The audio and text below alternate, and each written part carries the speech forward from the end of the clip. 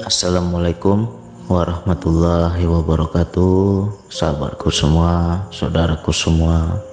Kemarin ada yang bertanya, mana yang lebih dahulu antara bermakrifatkah dahulu ataukah bertasawufkah dahulu? Atau bertasawufkah dahulu atau setelah itu bermakrifat dahulu? Antara dua itu mana yang lebih dahulu? Jadi saya mau coba jawab. Sebenarnya kita harus pahami antara bermakrifat dan bertasawuf itu ibarat sebuah pohon, ya. Makrifat itu pohon dan tasawuf itu adalah buahnya. Jadi sangat salah kalau kita belajar tasawuf baru belajar makrifat, terbalik-balik itu namanya. Jadi yang benar adalah awaluddin ma'rifatullah. Awalnya beragama adalah mengenal Allah. Jadi dasarnya itu, awalnya itu adalah kita mengenal Allah dahulu.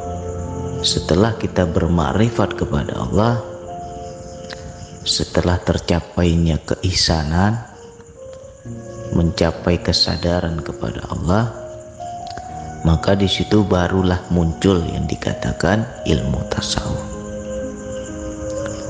Barulah muncul lelaku tasawuf, ya. Jadi teman-teman harus paham, ilmu didapatkan setelah adanya lelaku. Kalau kita menganggap tasawuf itu sebuah ilmu, kita bisa belajar tasawuf, itu salah kaprah. Karena kita belajar tasawuf kalau nggak kenal Allah ya nggak nyampe juga. Jadi yang benar kita kenal dulu sama Allah. Udah makrifat kepada Allah, sudah kenal kepada Allah, barulah kita lelaku tasawuf, barulah kita menjalani tasawuf. Orang yang sudah kenal kepada Allah maka pasti akan dapat tasawuf. Seperti apa tasawuf? Tasawuf adalah lelaku, sebuah lelaku membersihkan hati, sebuah lelaku yang mengikis keegoan, sebuah lelaku yang mengedepankan kezeroan. Bagaimana kita bisa zero kalau nggak makrifat? Nggak bisa, ya. Bagaimana mungkin kita bisa nol ego kalau nggak makrifat? Nggak bisa. Jadi tunggu makrifat dulu, baru ada tasawuf. Orang yang sudah mengenal Allah pasti nol ego. Pasti kemelekatannya pada duniawi akan melebur, terkikis. Nah, ketika dia menjalani dalam kehidupan, itulah tasawuf. Jadi sebenarnya tasawuf itu bukan teori, tetapi lelaku, perbuatan-perbuatan yang didasari atas kerendahan hati, sadar diri, rendah hati, zero, nol ego,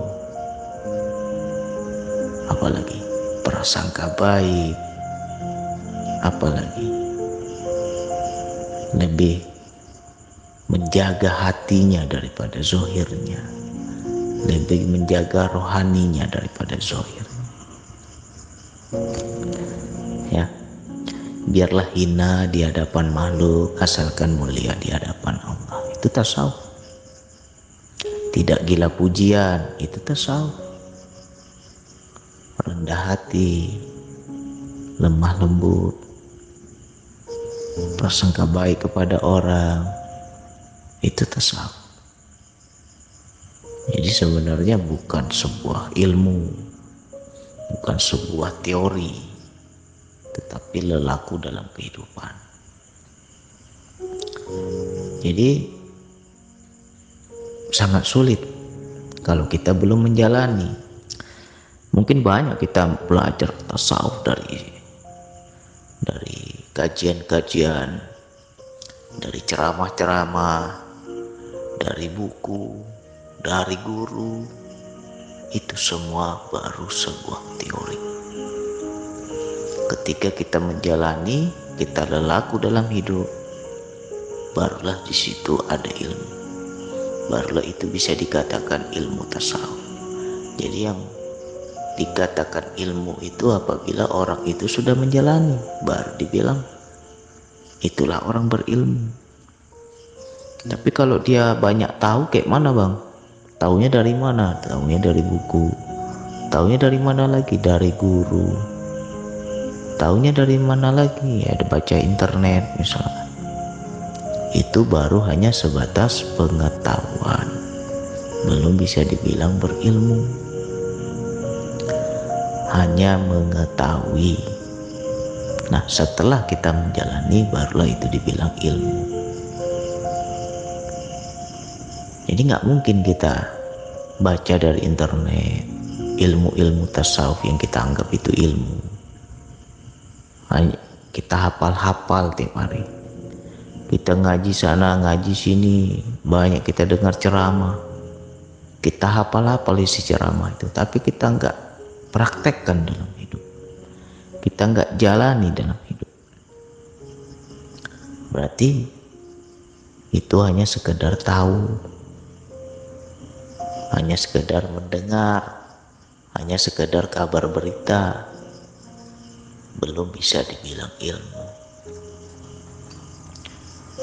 Ya, jadi sangat sulit kalau kita tidak bermakrifat dahulu. Contohnya apa? Ini harus dikasih contoh. Kalau nggak dikasih contoh susah. Orang yang mengenal Allah adalah orang-orang yang ada rasa sambung kepada Allah, berisan kepada Allah. Itulah orang-orang yang mengenal Allah. Contohnya ketika dia hendak berbuat dosa, tersambung kesadarannya kepada Allah. Takut dia. Takut aku, Allah melihatku. Takut aku, Allah mengetahui perbuatanku. Takut aku disaksikan Allah. Aku merasakan kehadiran Allah. Takut dia. Ketika dia sudah bisa takut seperti itu, barulah muncul tasawuf. Akhirnya dia nggak berani sombong. Akhirnya dia nggak berani gunjing orang. Akhirnya dia nggak berani prasangka buruk kepada orang. Nah, ketika dia melakukan itu, itulah yang dikatakan bertasawuf. Ya, semoga kawan-kawan paham. Jadi, makrifat dulu nomor 1. Itu dulu yang harus kita dalami. Bisa nggak kita merasakan kehadiran Allah dalam setiap gerak, dalam setiap diam, dikala duduk, dikala berdiri, dikala berbaring, ada sambung kepada Allah. Ketika hati kita selalu terpaut kepada Allah, ketika jiwa kita selalu tersambung kepada Allah, berani nggak lagi kita macam-macam? Pasti nggak berani. Nah, ketika ada rasa takut itu, di situ baru kita bisa zero. Contohnya aja ketika kita marah. Orang yang makrifat ketika timbul rasa amarah pada dirinya, timbul egonya, timbul nafsunya, dorongan-dorongan, keburukan, di situ akan ada alarm. Cepat dia itu ditegur oleh Allah. Ketika dia marah, Allah langsung tegur. Sampai segitunyakah engkau marah, kata Allah. Padahal aku ini pengasih dan penyayang. Di mana letak pengasih dan penyayangku pada dirimu? Kok nggak ada, kata Allah. Segitunyakah engkau marah, Allah tanya. Ketika dia mendengar kalam Allah itu, bergetar hatinya. Malu dia untuk marah, gak berani lagi dia untuk marah. Leburlah egonya, sirnalah amarahnya. Nah, ketika sirna, ketika lebur, ketika zero, di situ baru ada yang namanya tasawuf. Merendahlah hatinya, mengalahlah dirinya, bersabarlah dirinya. Ya. Jadi di situ baru bisa bertasawuf.